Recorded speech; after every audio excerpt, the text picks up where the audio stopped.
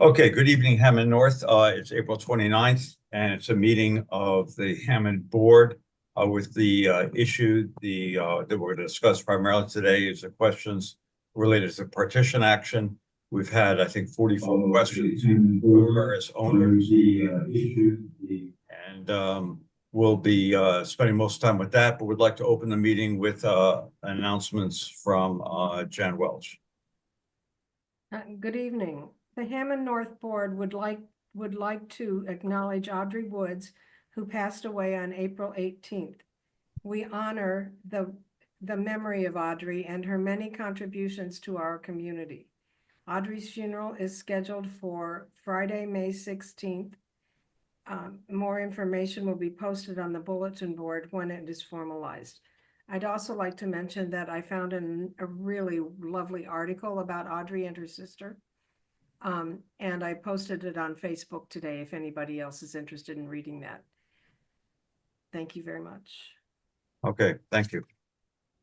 So we posted the questions, one on the Hammond North website. We distributed it as a one call. There are three questions we thought was fairly basic information that we could at least briefly go over from the board. One was the question of if people don't sign their consent form, what happens? And are they still entitled to a share of the proceeds? And the answer is yes. Once petition goes forward, that all owners are entitled to the same share as anybody else is. Number two is if someone dies or divorced, does this prolong the process? And their answer is no, as long as we have 50% plus one, which would be 91 owners. I believe today we have, between the electronic signatures and the forms, we have 88. So on track for next week to be able to get our goal of 100. But we'll be talking with Julie Isaac about that as to how many we need to do that. If we don't, whenever we submit it, it's a further legal process to then add people afterwards. So that's the question we have to ask. We want to get it going as soon as possible. Two is, and that really answers the third question, which is, can other people sign in the partition form afterwards? And that's a question we have to decide fairly rapidly as to how we want to handle that. But once we submit it, I think that initiates that stage of the process. So with that, I'm going to summarize the forms. We've grouped them together, very similar questions. The first set is on signing the petition form. And the first question is two steps. One is a disadvantage for people if they don't sign the form, or I should say the flip side is a disadvantage if you do sign it. And the other one is to detail the steps once we get the needed signatures, how that happens. So I'll turn that over to Julie.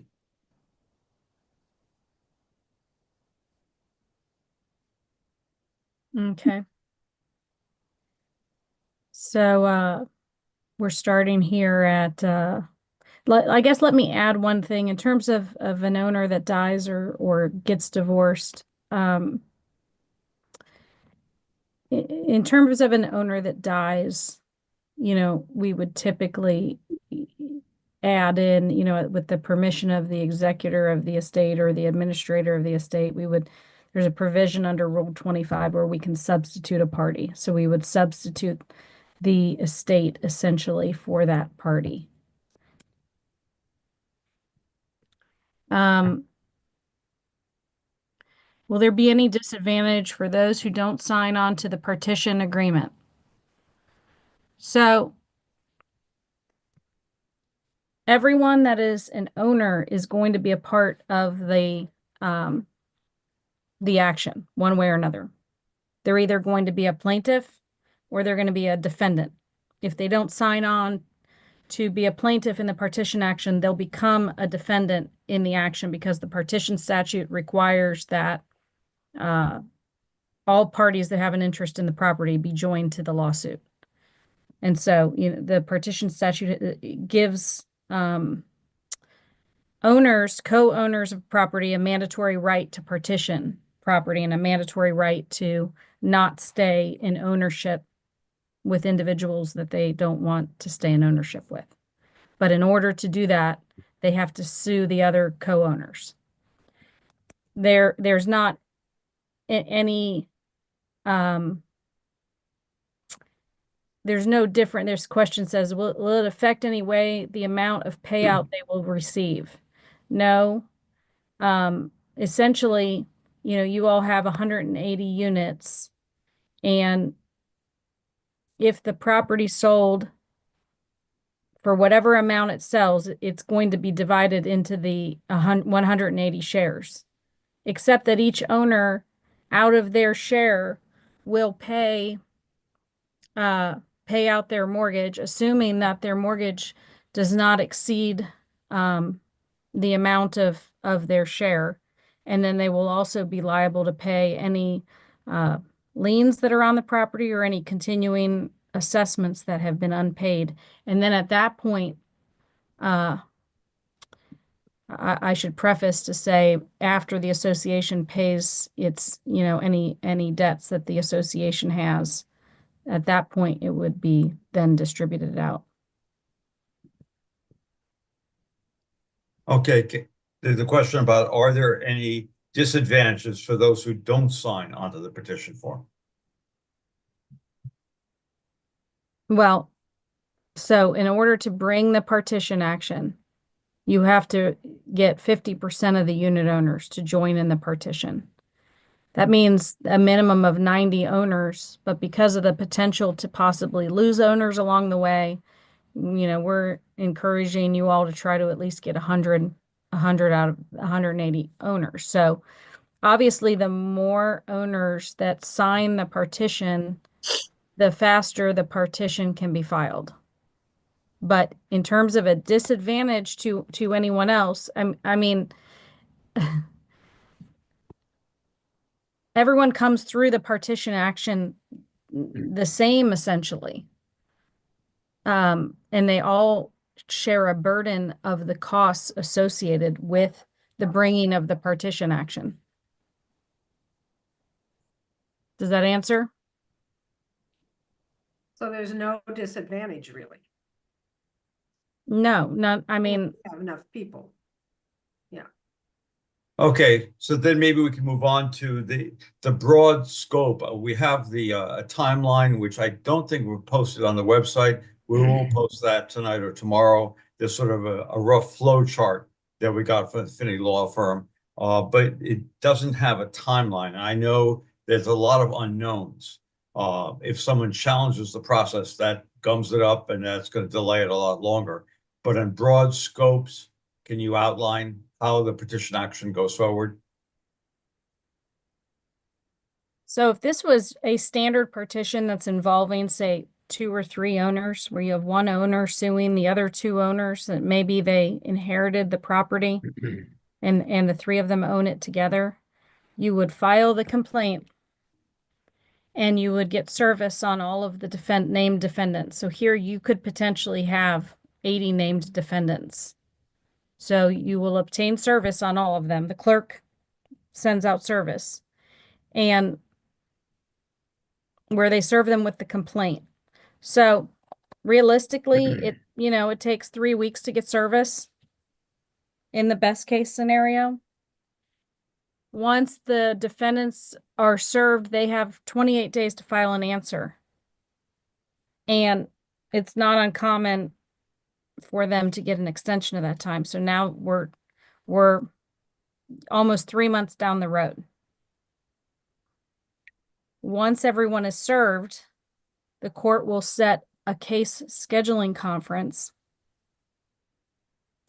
And let's say within, say, 3 to 4 weeks after everyone is served, and they will essentially set a schedule. And the schedule will include discovery.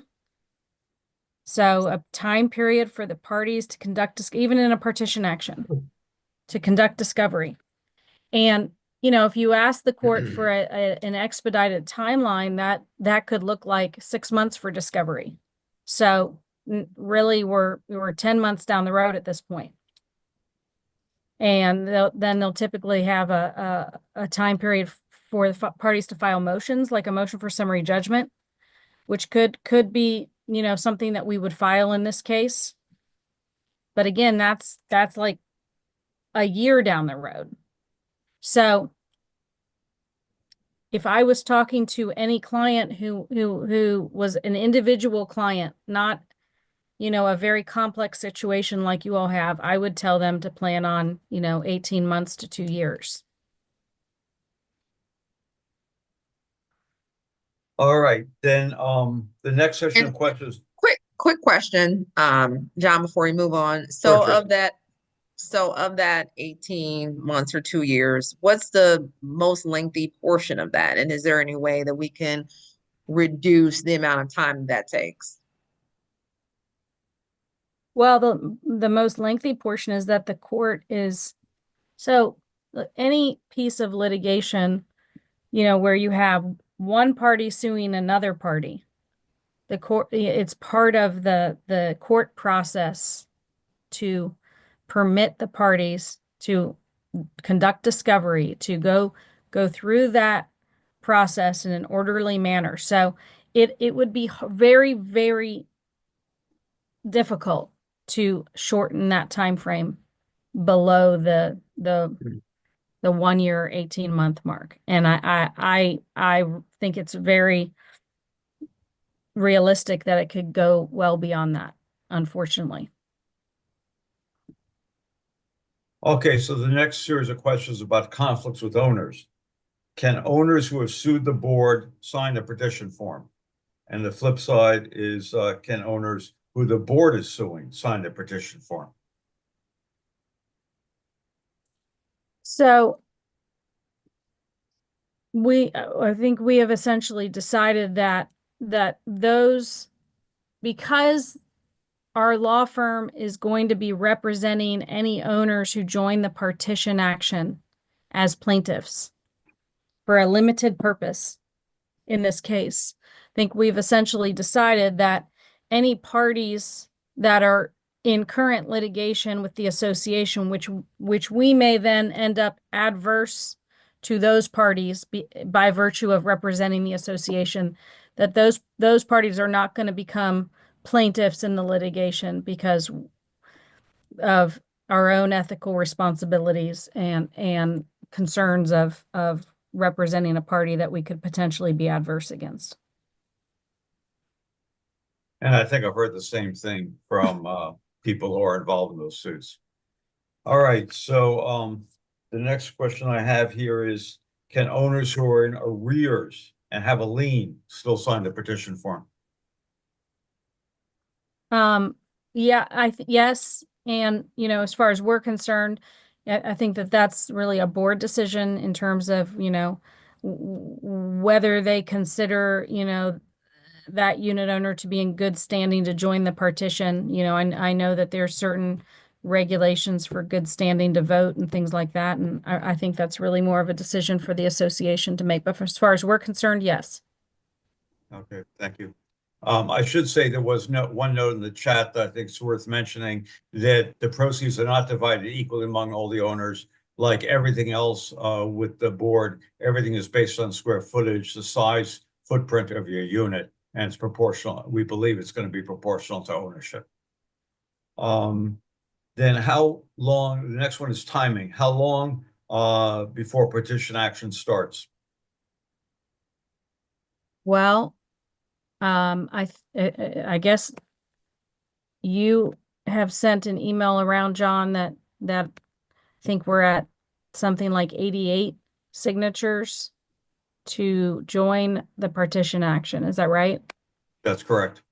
So we expect by next Friday, well, even before that, probably by next Monday, we'll probably be able to get more than the 100 that I was personally shooting for. And so at that point, title searches will be ordered. I believe you all are going to use Stewart Title to order those on all of the unit owners' properties, because any mortgagees or lien holders need to be named as a defendant in the action. So we need to be able to identify who those people are. So that what I had heard through Isaac was that Stewart had told you they thought that they could get those to you within like 3 weeks of your requesting them. Yeah, I believe that process has started. Yes, Okay. it has. Okay. Yeah. So I would say, um, I would say within, say, let's say 10 days to 2 weeks of getting those title searches, I would think it would be feasible to file the complaint. Okay, thank you. So the next series of questions are really that I believe the courts appoint a commissioner. Can you just talk briefly about what the role of the commissioner is? Um, a commissioner is actually an attorney a third party attorney who's appointed by the court essentially to oversee the legal process of selling the property. And uh, they they then will solicit the appraisal of the property from which, the property has to sell for 2/3 of that value. Uh, and they then engage the private auctioneer who essentially markets and lists the property and then goes through an auction process where there's a reserve price. And my understanding is that goes over like a couple weeks where parties will put in their bids. And as long as they have to sign a contract for the property and they have to meet the minimum bid requirements, that the highest bidder would win. And essentially the commissioner would send it back to the court for a writ asking the court to uh, order the party to pay the funds into the court and then order the sheriff essentially to issue a deed to the party that has put the bid in. And how is the commissioner appointed? What role would the board have or Finney law firm? How's the commissioner picked? Um, we don't really have a lot of input into who the commissioner is that is chosen. There's sort of a small handful of commissioners and auctioneers that are used. So for instance, recently we worked with Trey Barrowman, who's with a law firm out of Milford, who's a commissioner, and then he selected Prodigy, which is a private auctioneer firm that handles a lot of foreclosures and REOs and things like that. But I think there truly is a small handful of people in the tri-state area that do this type of very sort of niche work. And how does it work with the communication between the commissioner and the Finney law firm? He will reach out to essentially all attorneys who are engaged in the case representing a party and apprise them of, when he's been appointed. And he sort of, once he's appointed, he sort of takes over contact with the court and, you know, sets the property for, particular marketing and how long that, decides how long that goes and when the sale will occur and how long, that process, over say 2 weeks that occurs. And he will, update us as that's going on and then send the writ back to the court. Is there any role whatsoever for the other attorneys involved in other litigation? Either the board is suing or the individuals are suing the board. Is there any role for their attorneys to have contact with the commissioner? Yeah, anyone, and really any party, represented or unrepresented, has the right to receive communications from the commissioner and communicate with the commissioner. I think in the write-up that we gave you all, we mentioned that in terms of the commissioner and your right to sort of influence the outcome of what this ultimate appraisal will say, which is going to determine what it sells for, that 2/3 value. You know, you have the right to come back if you don't like the appraisal that the commissioner got, to ask the court to appoint a second commissioner and even then a third commissioner to try to solicit, you know, a second or third appraisal. Okay. Next series of questions about the commissioner's fee. Yeah, is there any way to estimate? We don't know the timeline, so it's probably difficult, but can you estimate what the fees will be for the commissioner or how their fees are determined, as well as a question of the estimate of the fees for Finney? And in particular, people were asking whether Finney gets a percentage of the sale of the building. I don't know the commissioner's fee. I did reach out to the commissioner today that we have worked with in the past, and I have not spoken to him yet. So that is specifically set by the court. And I can find that out for you all, but I don't know what his fee is. And in terms of Finney, yeah, we're not getting a percentage of anything. We work hourly, and it's a near impossible thing to try to figure out how many hours of our time this case is going to take. So other questions were related to the role of the board and Finney to the commissioner. I think you sort of answered it, but been asked by the owners, what is the level of involvement of the board Finney in the petition process? And it sounds like basically it's communication, not so much the board, but Finney and the commissioner. Would that be accurate? I mean, yes, except, you know, we are engaging with you all along the way. And if we can find ways to push this process faster, all the better. Now, if by some miracle, you know, the owners that are defendants, you know, want to cooperate and come to some kind of agreement along the way after the suit is filed, or come to some kind of agreement to sell on the open market, you know, that's always an option.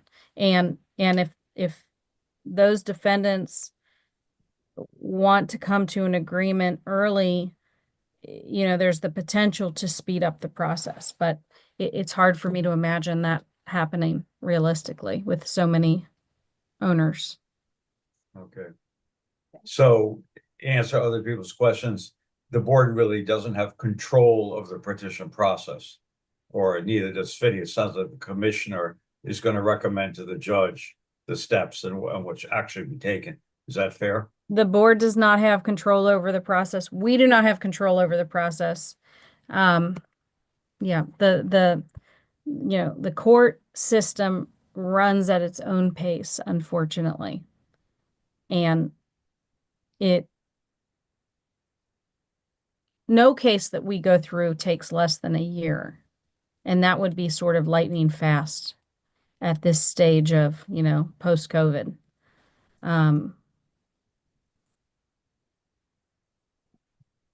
But yes, we don't control that process. There are things we can do to try to speed it along, but realistically, if there are a lot of defendants and they haven't all come to us and said they want to agree to the partition or sign some agreed order, you know, bypassing discovery, then we're sort of stuck with the timelines that are set forth under the civil rules. So this had a question. Go ahead. No, I just want to comment. We talked about that in our last board meeting, and considering we have 88 individuals signing on the partition now, I would hope that, you know, right now we have 97 participants on this call, that, you know, if all the owners take a step back and look at the description of the process that you're giving them and helping them understand the magnitude of the time frame that it takes, to help out all owners in their current situation. I will hope that everyone on the call is really taking that in and come to a conclusion that everyone wants to do the best thing for all the owners in this building. So I just wanted to add that to some of the commentary. And would it be fair when you talk about the defendants are the owners who have not signed petition forms, right? That's right. Yes. And so it sounds like whether we legally put their petition forms in, if they sign a petition form, they really are no longer defendants. And if there are fewer and fewer defendants, that strengthens our case. Would that be true?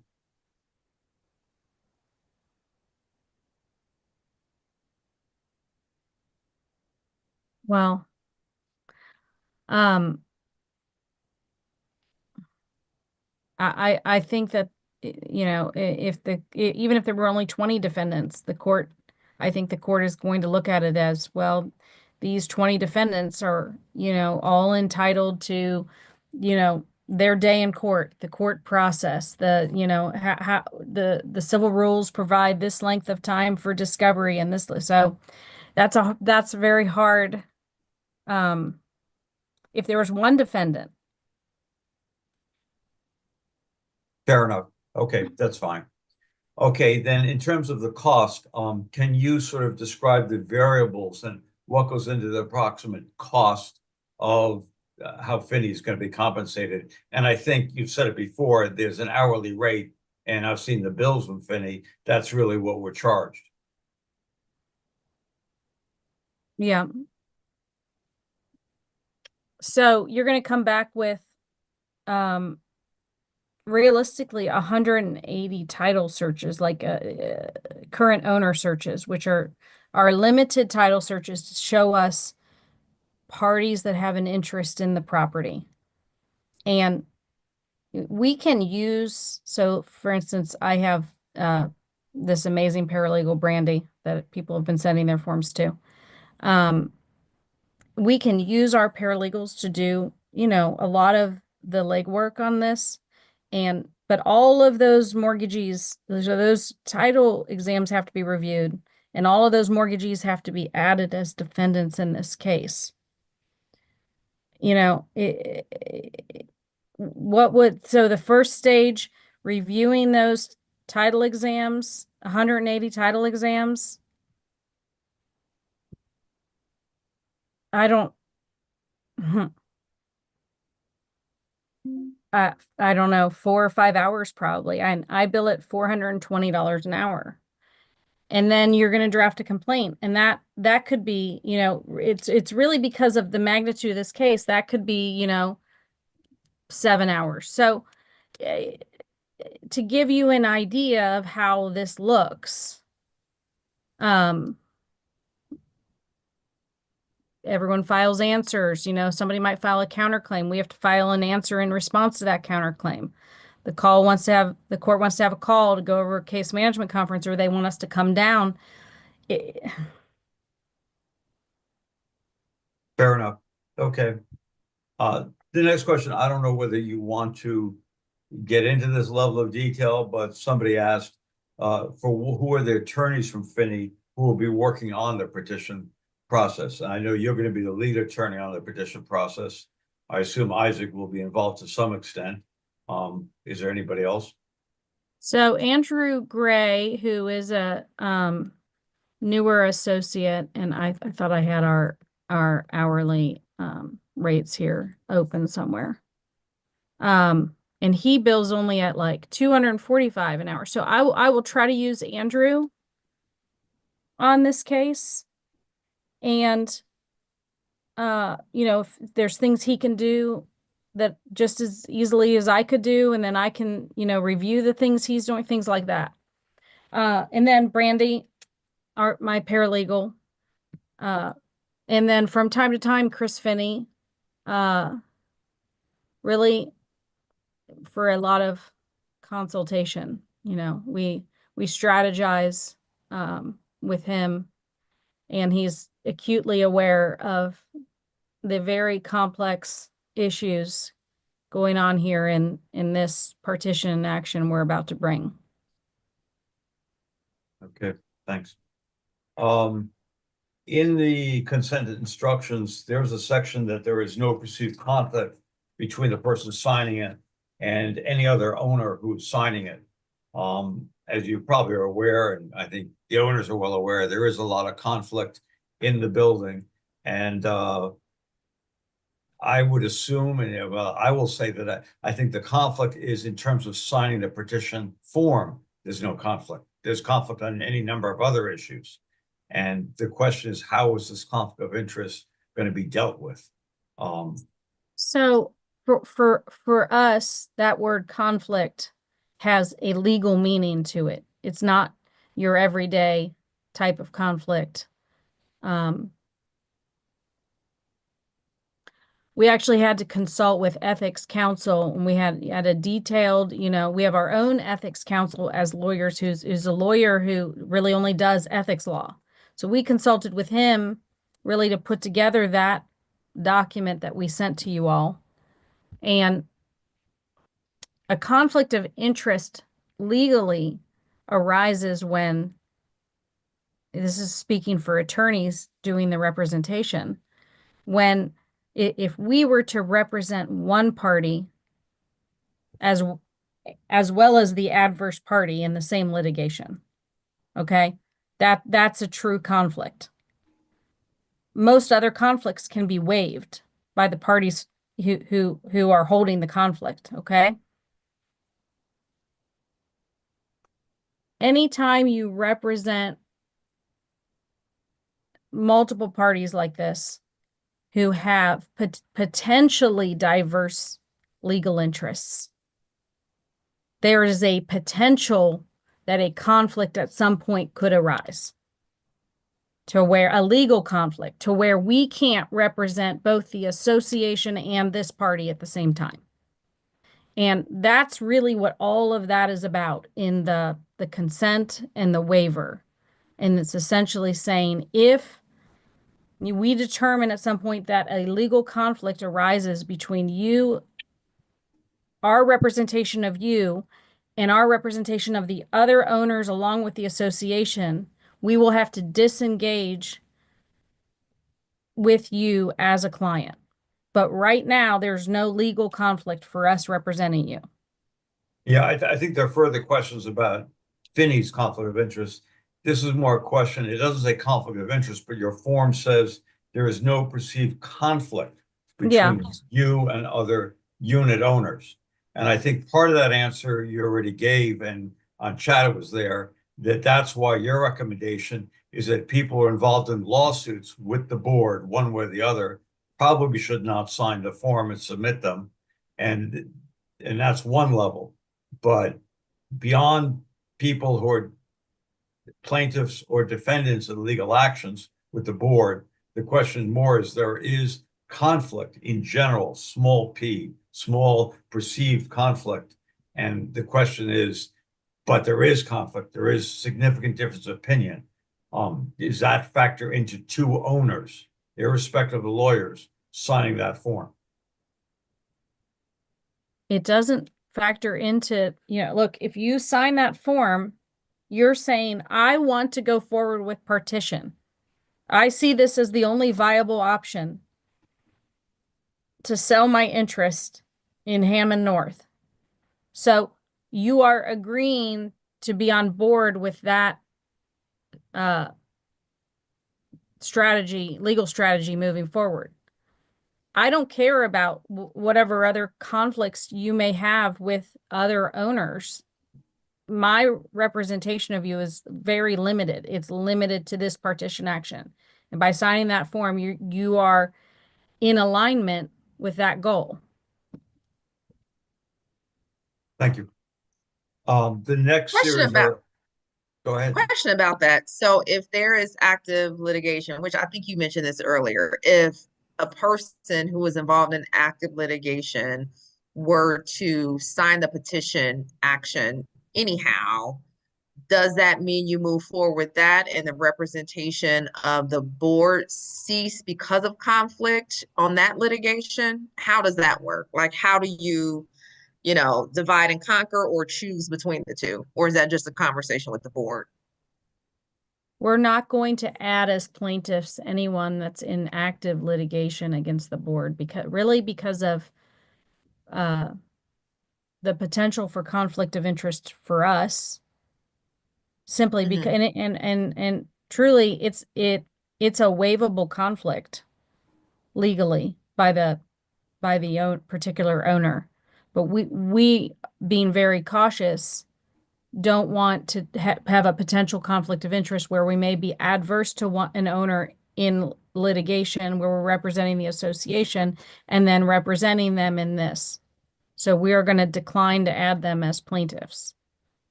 Okay. So the next year of questions is continuing on the vein of the litigation. Do these lawsuits that we've talked about have to be resolved before a building can happen? And I think there are two stages. One is the sale of a building, and the other thing is the dispersal of the funds from the sale to the owners. Certainly, I think we can't receive our money till those lawsuits are settled, one way or the other. But can we even agree to sell the building before, with the litigation still open?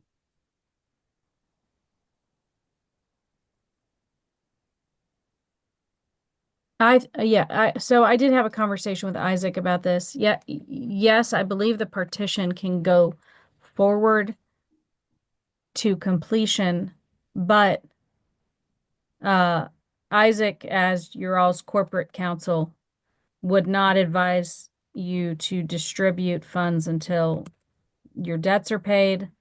And, if you have pending litigation, would not advise you to distribute until that is resolved. So. Okay, I think that sort of answers how it's going to affect it. Yep. So on settlement of litigation, is there any possibility that the association may make a settlement with one or all of the plaintiffs in order to facilitate the sale of the building? Yeah. I will follow your all's instructions, and if it seems feasible that a settlement could be obtained, then yes. Otherwise, some of these cases may just go to trial, and so for instance, there's one case that's already set for trial in December. So they may resolve themselves, by nature of the timeline of the court system that I sort of just outlined for you all. They may resolve themselves before the final sale happens. Okay. So the next question was more about the general conflict of interest, back to not between owners, but with how a law firm determines that. And I think you sort of went over that. But there's an added question that explain in detail any relationship between the Finney law firm and the Lundergan law firm. Well, there's no relationship between the Finney law firm and the Lundergan law firm. You had asked me something about Isaac. So Isaac has he has a pending case right now where he has sued a client of the Lundergan law firm. So they're on opposite sides of a case.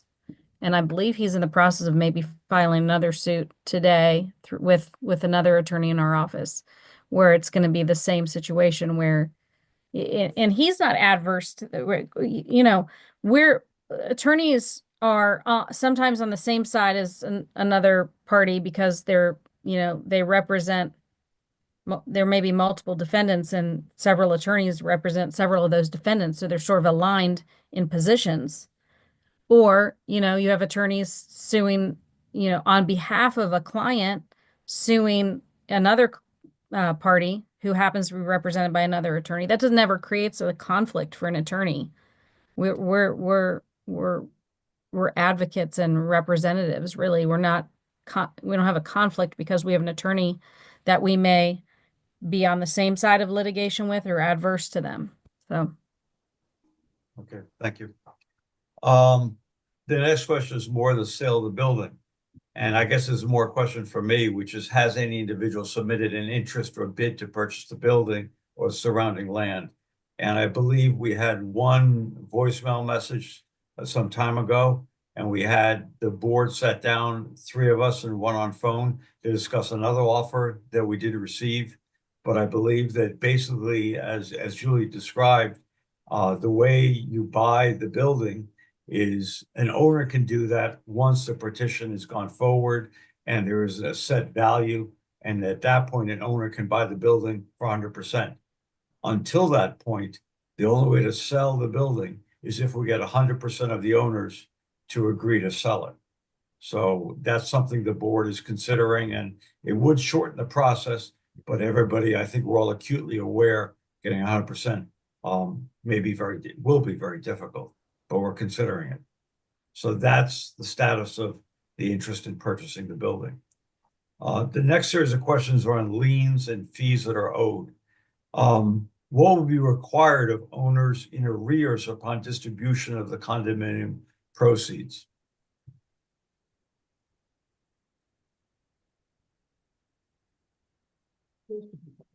Well, okay. So the association has a continuing lien for assessments under the declaration. So some assessments become so far overdue that the association, places a lien on the property, right? But they also would have a continuing lien for unpaid assessments. And so anything that's unpaid would come out of that owner's portion of their distribution at the time the distribution happens. That was my understanding, yes. Okay. John, can you mute me and give me like 1 minute? Sure. Muted.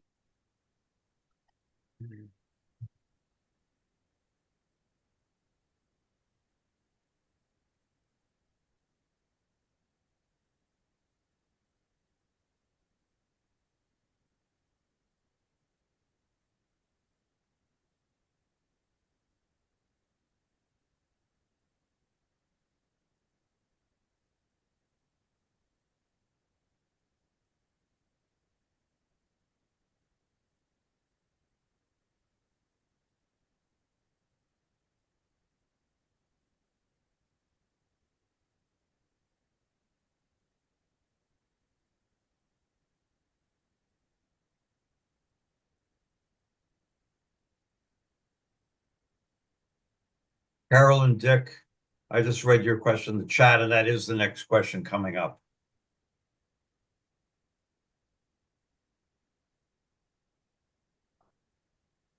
Okay, so the next question actually, and it came up in the chat, is what happens if the money that someone owes, the lien, is more than they get for the proceeds? So in broad numbers, say that they get $60,000 for their property, but they owe us a lien of $80,000. What would happen in that situation? Obviously, they wouldn't get any money. Their 60,000 from their proceeds of their building would go into the general fund that would be distributed to everybody. But what happens about the 20,000 they still owe us? At that point, the building is sold and there's no collateral. So understand that all of this is ultimately, you all are a little bit in uncharted territory. This has not been done that we can find in case law, really that it's been documented. So ultimately, these things will be decided by order of the court. And I believe what the court would do would be similar to what is done in a foreclosure action. When a mortgagee is owed more than the property is worth, and they have to foreclose on the mortgage, and let's say that the mortgage is 80,000 and the property sells for 60,000, like your example. They get a deficiency judgment for the remaining 20,000. So the association realistically could end up with multiple deficiency judgments.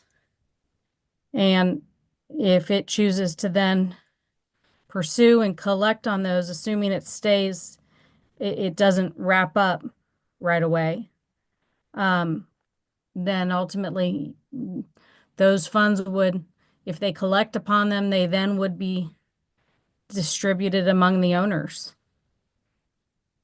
This And I wasn't don't know asked. how many, I'm not sure where you guys are at with assessments and how many owners owe at that level, but Let's just say it is a possibility. And the question, the follow-up that wasn't asked, but my question would be, does that hold up the distribution of funds to everybody else? uh the deficiency judgments, Yes. I don't, so again, some of this is going to come through order of the court, and we will see how the court structures its order, okay? But I don't see that that would hold up the distribution of funds. Now, as Isaac advised, if there's pending lawsuits, he wouldn't advise you all to distribute the funds until those are wrapped up and resolved. But in terms of a deficiency judgment, no, I don't see that as holding up any distribution. Okay. So I think that's generally those questions under the liens and fees owed. The next series of questions on mortgages, reserves, and taxes. If somebody has a mortgage on their property, and if that mortgage, how does that work? And there's a situation where the mortgage is less than what they would receive from the proceeds, or the other situation is the mortgage is more than what they would receive from the proceeds. Well, if the mortgage is less, that's easy. The owner's gonna get the difference between, let's say they're gonna get 60,000, your number for the unit, and they have a $20,000 mortgage. If they have well, first of all, again, the association would have to pay any unpaid debts. And then they would do the distribution. So I'm not knowing if out of this partition sale, if some of that will be used to pay unpaid debts, then the distribution would happen. If there was a mortgage that exceeded the distribution, then Has to be paid. I believe that the court is not going to really have any option, and none of the, again, not having seen any title exams yet, I don't know how many potential mortgages there might be like that. But let's say there were 30 mortgages like that. I don't think that the court is going to have much of a choice but to say, this is what you're going to get. You're going to, the property sold for 60, the mortgage for 80, you're going to get 60, and you can get a difference of the deficiency judgment. The same thing that I mentioned on the association. You can get the difference as a deficiency judgment against that particular owner, which you can later try to collect on. And when you say you're gonna get it, that 60,000 would go to the mortgagee. Right. Yes. Right. And the other one is that the balance that is a deficiency judgment, 20,000, that doesn't affect what the other owners are gonna receive. No. Right, okay, Each mortgagee has its mortgage on that defined property, unit 502 or whatever the unit number is, for example. And their claim to the proceeds are only a claim as to that unit. okay. The next question is more about other funds that the association has and what happens to money in bank accounts, reserve funds, or insurance settlements. And I believe we described it, and Tracy described it in describing the financial situation, that all those funds is in one pot. And that pot is what gets distributed by people's share of the ownership by square footage.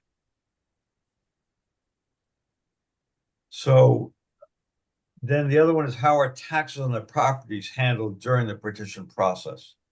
And at what point can we stop paying taxes, which I think when they say we, that I guess they're talking about taxes for each individual homeowner.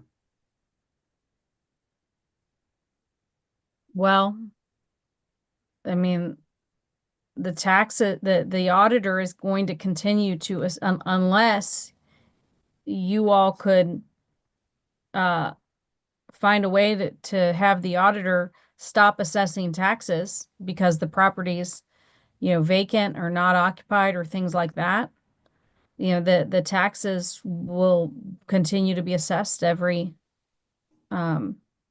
6 months.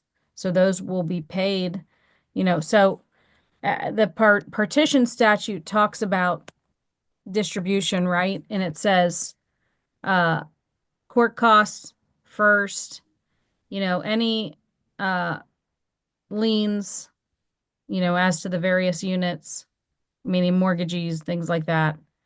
Taxes, are always up there at the beginning that get paid first. Yep. So now there's a series of other questions, not that many, which is what happens in the case of bankruptcy during the petition process? Um,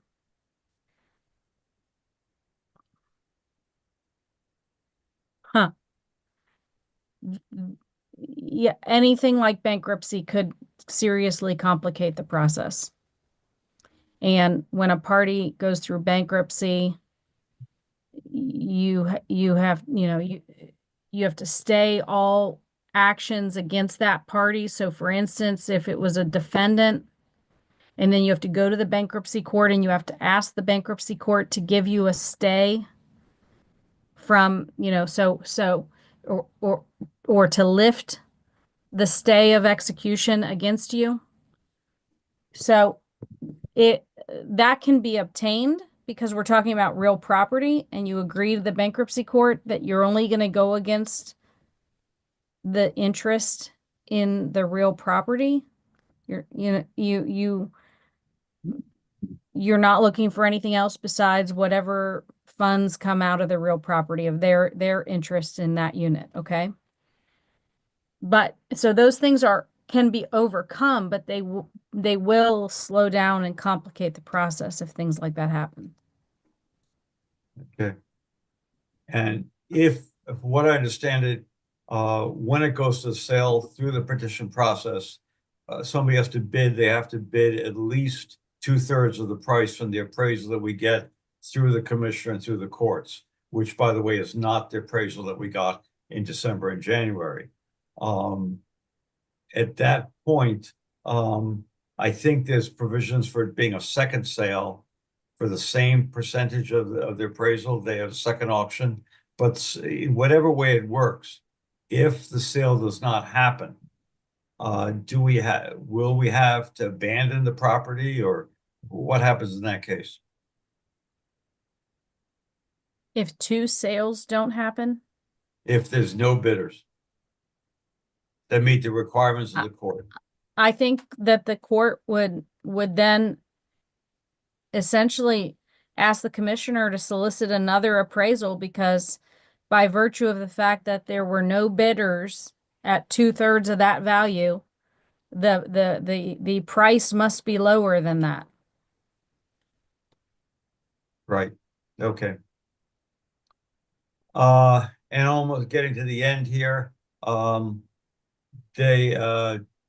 asked, will we provide the answers in writing, and we're recording this session. It'll be posted, but we're not not going to transcribe it. And so the last question, which was a question for me, which is if we go the route of trying to sell the building of 100% of the owners, and we get almost all of them, 175, is for the benefit of the other owners, can we go to the judge and say, we got 165 of the owners, can you still allow a sale?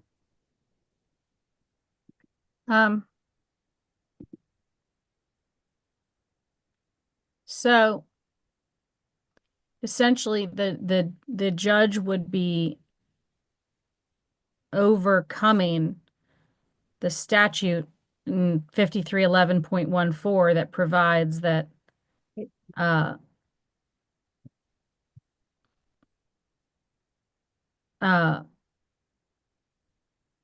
in order to effectuate the sale,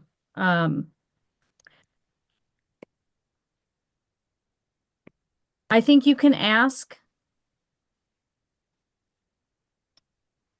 I think you can ask, but I don't, I think it's potentially opening up for appeal from the owner that didn't sign. Fair enough. Thank you. So those are the questions that we got in writing grouped together. There were a lot of questions from some owners, and I'd like to open it up. Well, first, the board. Does the board have any other questions? And again, raise your hand. Yes, Tim. You mean Tom? Oh, Tim. Oh, Tim has his hand. You should have an electronic button on the right, on the lower right. Tim, go ahead. You're unmuted.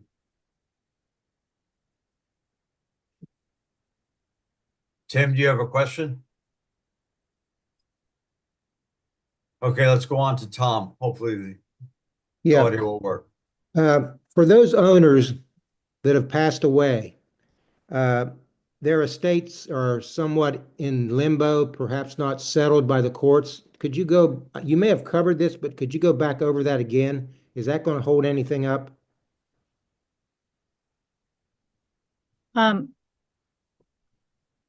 Well, presumably they haven't joined on or consented to the partition, you know, through their executor or administrator or anything like that, if they have an estate.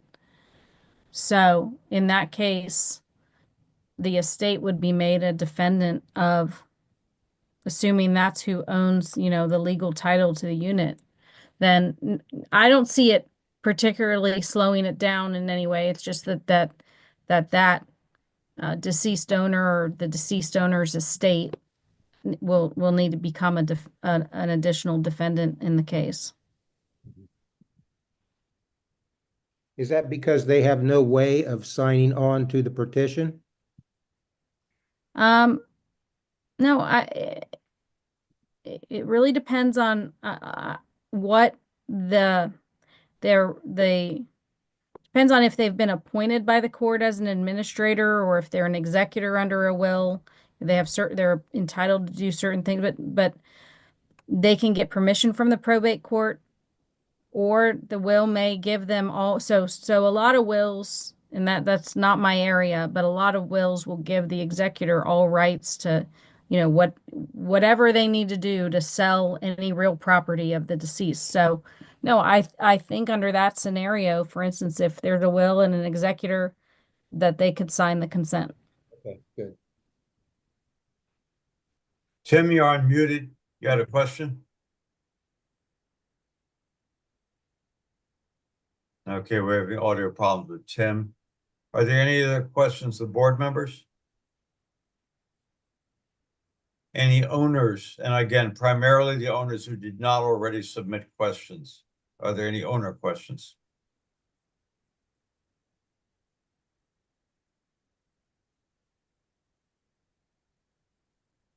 All right. Someone monitoring the chat, there's lots of questions on the chat. I've heard there are a lot of questions on the chat. Can somebody, Yeah, I was reading through the chat. A lot of the questions have been answered. Some of the questions was around if someone had active litigation, are they able to sign? I believe we've already answered that question. We talked about the prolonged partition process. We talked about the deficiencies in the collection of the judgment for the association. One question is, how could we collect the association is dissolved? What, say that again? If there's a deficiency from the proceeds to, say, for example, if there's a foreclosure or a lien, how could the association collect that difference in deficiency if the association is dissolved? Well, if you all ended up with multiple deficiency judgments, then we would advise you not to wrap up and dissolve if you intend to try to pursue collection of those deficiency judgments.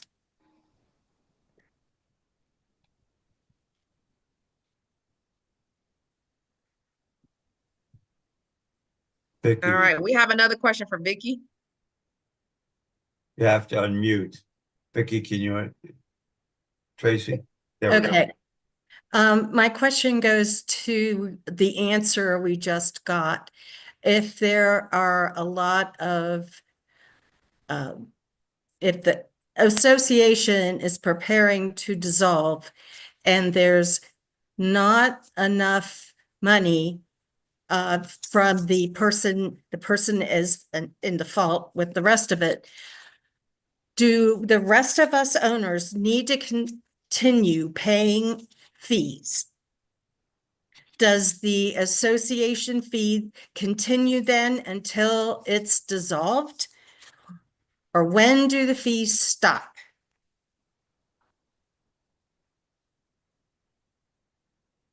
So I'm not your corporate counsel, Isaac is, in terms of, your monthly association fees, but my thought is that that would end at the time that the property is sold and it transfers owners.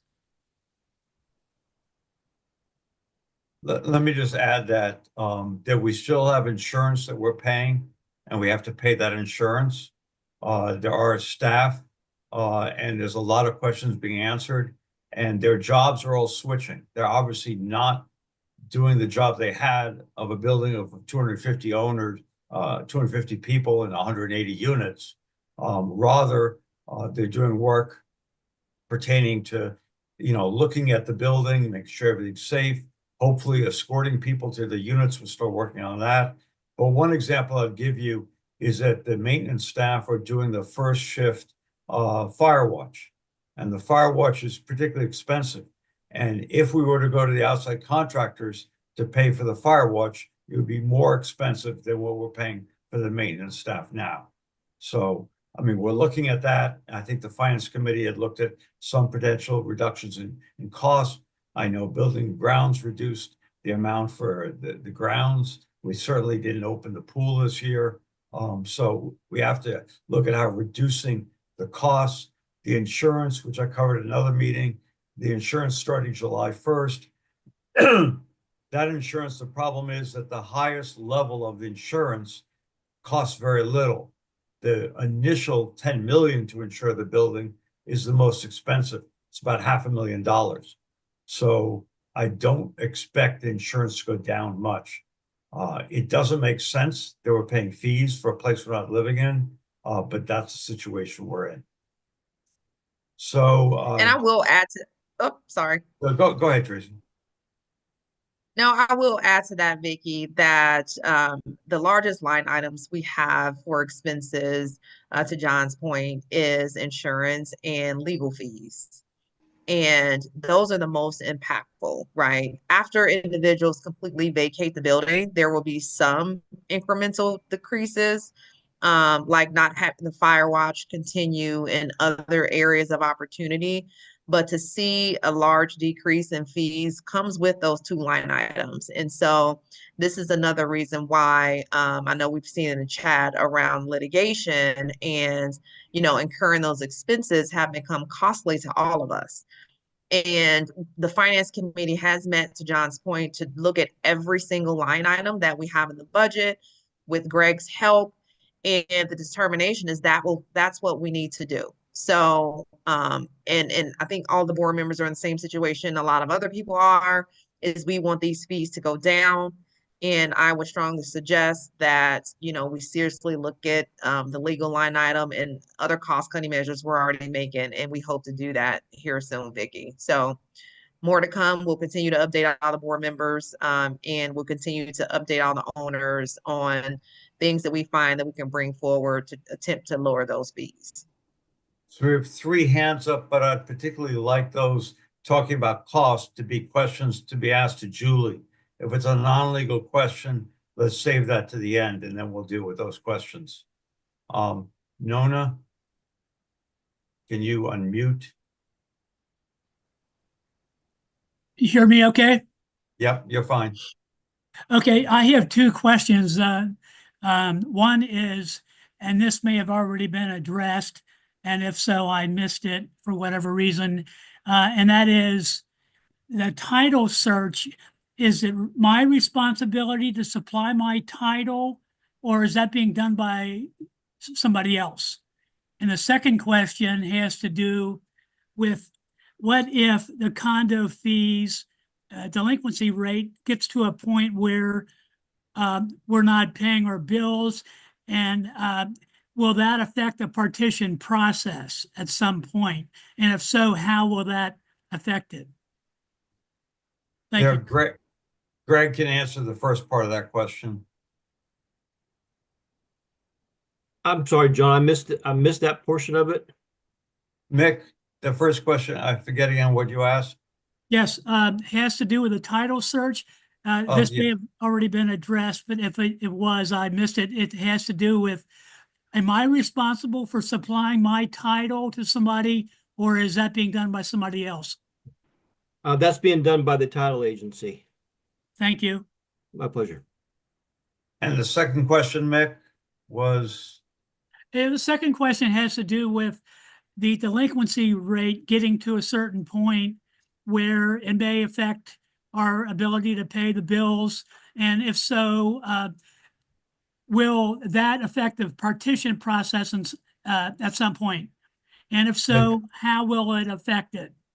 yeah, Thank you. Julie, that's a question really for you. Obviously, this is an operating budget question, but what does that mean for a partition? I mean, if there are various unpaid bills of the association along the way during the partition action, presumably those, let's say it's contractors or whoever, would file a lien against the building, and ultimately that would become an expense that would be paid out of the sale proceeds. But no, I don't see that as slowing down the partition process. Steve, your Okay. hand was up. You put it down. I assume you don't have a question anymore. Okay. Thanks, Mick. Yeah, I would just ask, Julie, you talked about defendants, and clearly, if I got it right, anybody who does not sign the petition act form is considered a defendant. Is that right? Yes, and you know, something else I thought of that I think I should probably explain is that, let's say there are 70 defendants. It's very possible that many of those defendants, you know, are served with the complaint and they don't answer. So after, you know, you're served with a complaint, you know, 28 days pass. If you don't file an answer, you're in default. So ultimately, any parties that are in default of answer essentially get shuffled to the side because they're choosing not to participate in the litigation. So if for some reason, you know, there were all of the owners defaulted, and the association and the plaintiff could file a motion for default judgment, that would exponentially speed up the process. Or if there were only, say, a few owners that answered, and we had to try to resolve the litigation with 5 owners or something like that, it could make it easier. It's just, I don't know how it's going to all pan out. Would there be any benefit, or is it just not worth it to have a very simple form that people can sign that say, I'm not signing a petition form, but I am not in opposition to the partition action? No, we have to make them a defendant. It's just everyone's interest. You have this one property and 180 people, let's just say people, because some of them are spouses or whatever, 2 owners, but 180 people own the interest in that one property. And all of those people have to be joined in one way or another to dispose of their interests. They either have to be a plaintiff or they have to be a defendant. That way, all indispensable parties are joined to the action, and the court can then make an order that affects the interests of all those parties. Okay, thank you. Steve? Yeah, I waited at the end because I didn't have a question for the lawyer.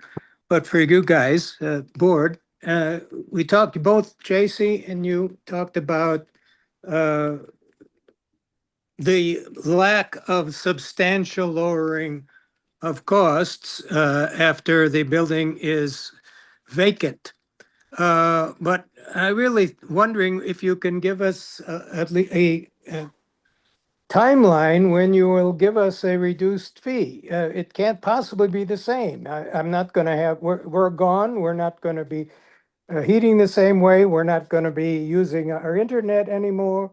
And there's all sorts of fees that are going to change. I mean, are you committed to give us an actual date where we can, once you've got the new insurance policy, July 1, when we can expect to have an actual number? Again, I'd like to call on Michelle because I think we should discuss it. It's a very legitimate question. It's a painful situation everybody's in, but let's answer that after we have answer all the legal questions.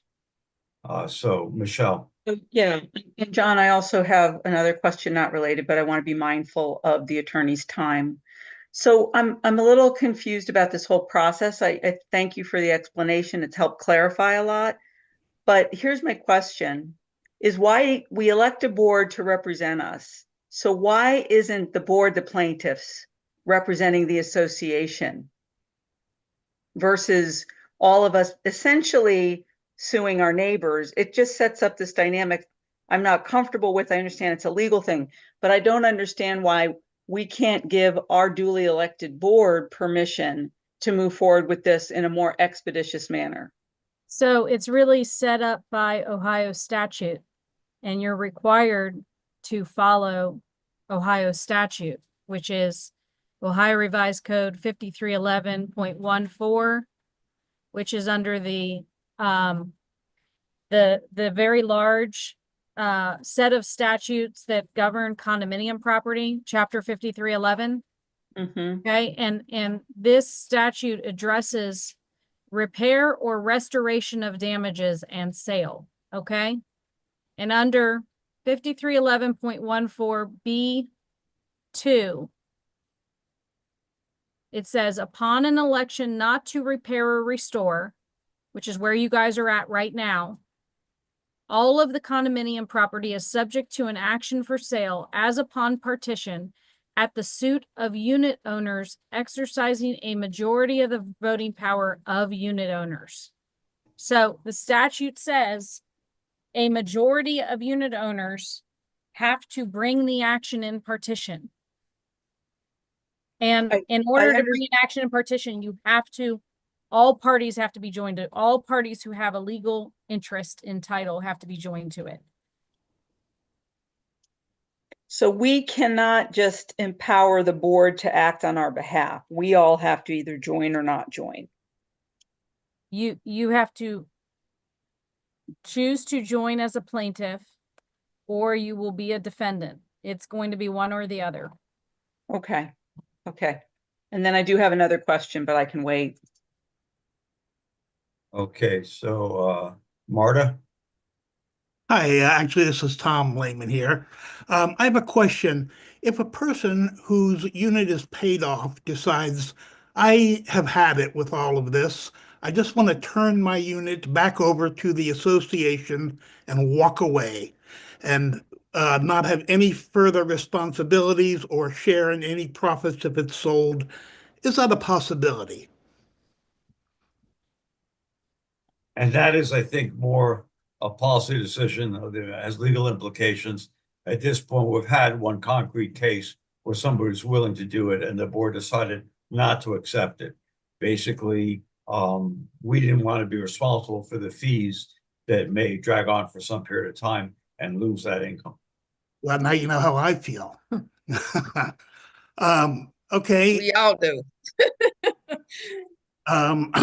Or if I was to find somebody else, not the board, who would be willing to take the property if I signed it over to them. Sure. After the petition has started, that would be doable? I mean, yeah, you can quit claim your property to anyone willing to take it. Okay, that's good to know because I hope to be sane in 3 years from now. And if this keeps up, I'm not sure that I will be. So I have to consider that. Thanks. Okay, Michelle, your hand is up again. I just wanted to echo what was just said. It's not a legal question and I can wait, but I do have a comment and a question not related to the legal issues we're discussing. Okay, so Brooke, do you have a legal question?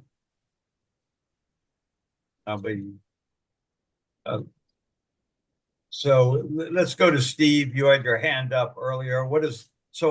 If there are no more legal questions, I think Julie can go. Certainly, we can call her to come in again, and thank you for your Tuesday evening time here. And we'll be in touch. John, Oh, wait, Lady Brooke. Brooke does have a question. Okay, You have to unmute. you should have a message. There you go. I'm sorry. There we go.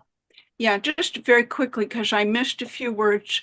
Did I hear correctly that if a person owes a mortgage, that they have to be a defendant?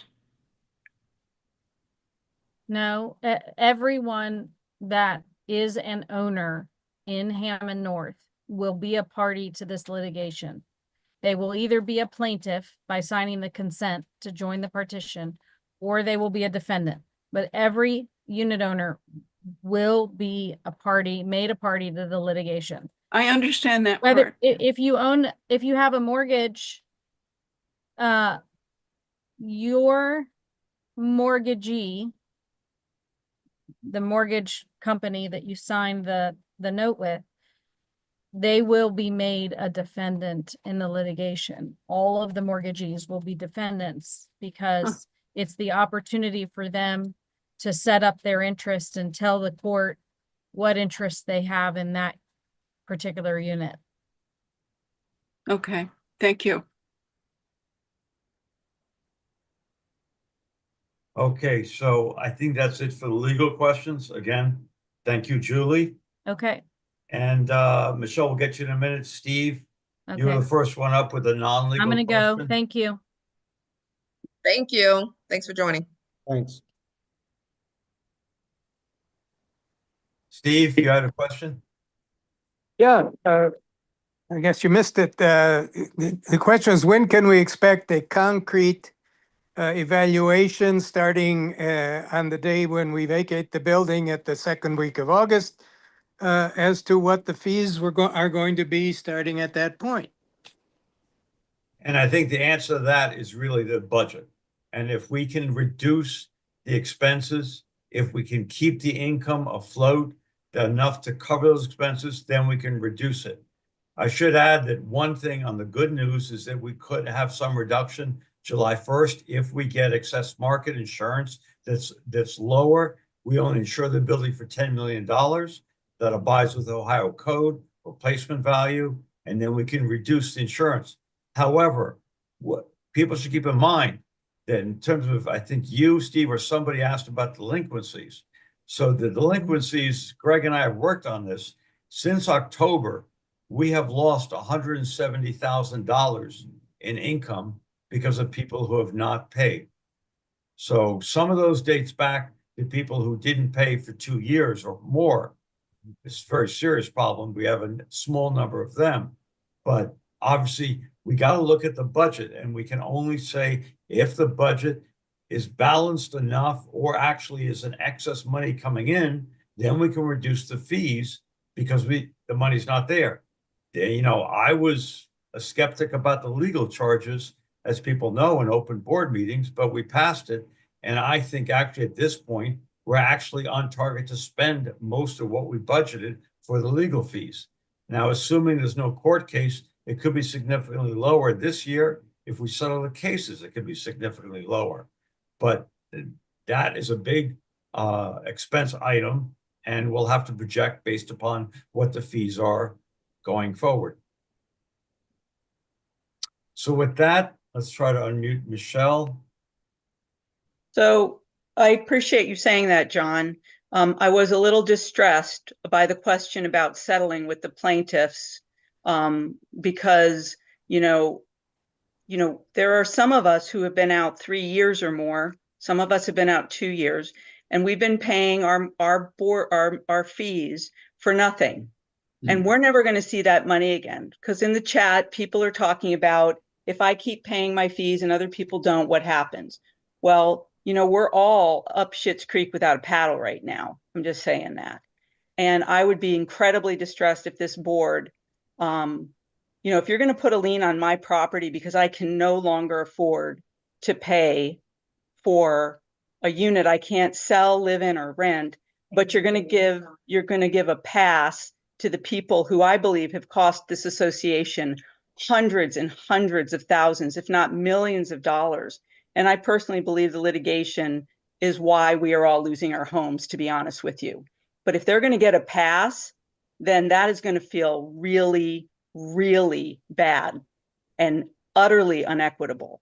So in terms of income, I want to know where we're at with our insurance, and is there any way to give owners relief by using insurance proceeds to pay for some of our overhead instead of, because it's all eventually going to come out of a pot. You can either give me my money now and let me use it to survive, or we can get it later. So that's my question. Well, let me just preface the comments and turn over to Tracy. But at this point, we have not had a payment from the insurance, and the insurance money we got of roughly $6 million shortly after the new board was installed is basically gone. So paying the bills now for what the city and the fire department mandate, which is very expensive for the fire watch, which most of us feel is not necessary, that basically there's an easier way than doing it than 6 people on every shift going around, that it's a very rough situation. And anyway, let me turn it over to Tracy about that.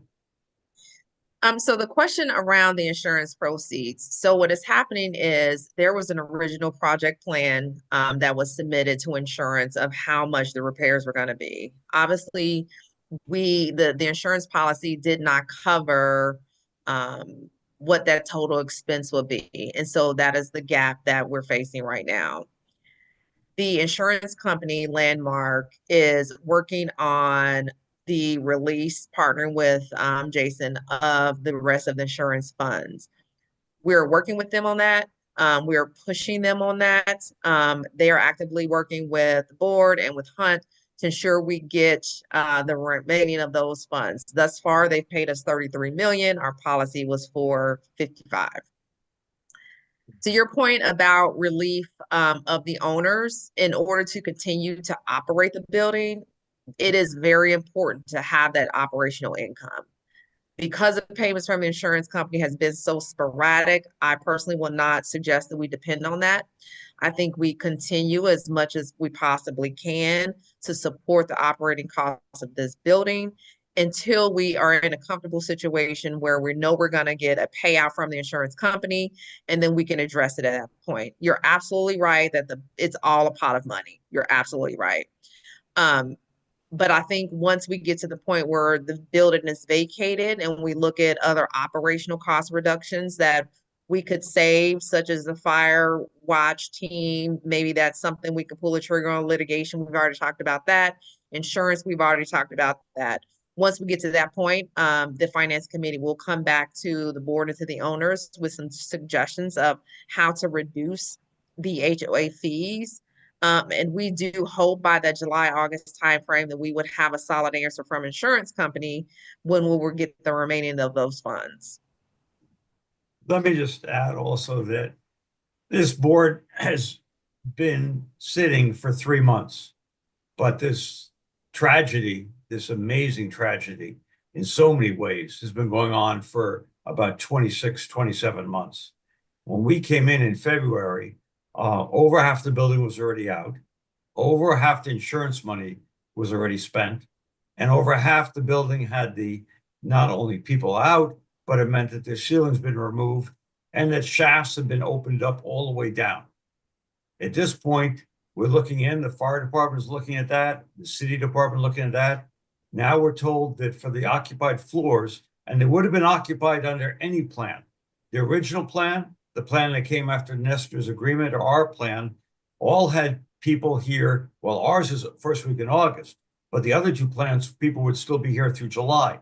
So my guess is they probably would say something similar. So now we have to put wallboard back up there to prevent basically fire from coming up those open shafts and around to the open floor, spreading everywhere. So it's an awful situation. And, you know, I'm not going to get into, nor do we have to get into all decisions being made, except to say it's a terrible situation and there are really no easy answers, really none of them. And we just try to, all of us, do the best we can.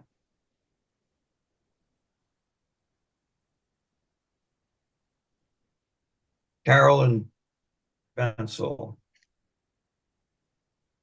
Trying to unmute you. You have to, there you go. There we go. It doesn't seem that the insurance company really has any incentive to pay the $22 million. It would be much cheaper for them to take us to court and say, let the judge decide whether or not they should pay it. There's no reason now, there's no reason to expect that out of the goodness of their hearts, they should want to do it. And so if they can figure out a way to not pay it, I don't think that it makes sense for us to count on that $22 million. If I was a betting person, I wouldn't count on it. That's not the word I'd use. However, the latest word that we heard is that they're going to try to get a check, some of these adjusters and the insurance, to get us $11 million. Now, the question I asked, that's great, but what about their other $11 million? And it's not clear to me what's going to happen that. I wouldn't count on it, but that's why about 2 weeks ago, we had Isaac have this discussion with Mr. Moreno from Jason from SIL. And the question is, should we go to court with it? And we're trying to basically up the ante, trying to get legal involved in it. And we'll try to do the best we can to get it. How much? I don't have a crystal ball.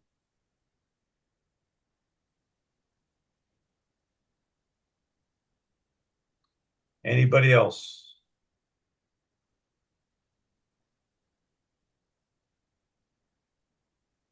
Well, I appreciate everybody's time. Thank you for everything everybody's doing, for the questions and the answers, and let's hope we get through it all. Thank you very much, and we'll adjourn this meeting. And I think Have a we're good doing night. executive. We're going to do an executive session afterwards, so everyone should log out and the board should log back in again.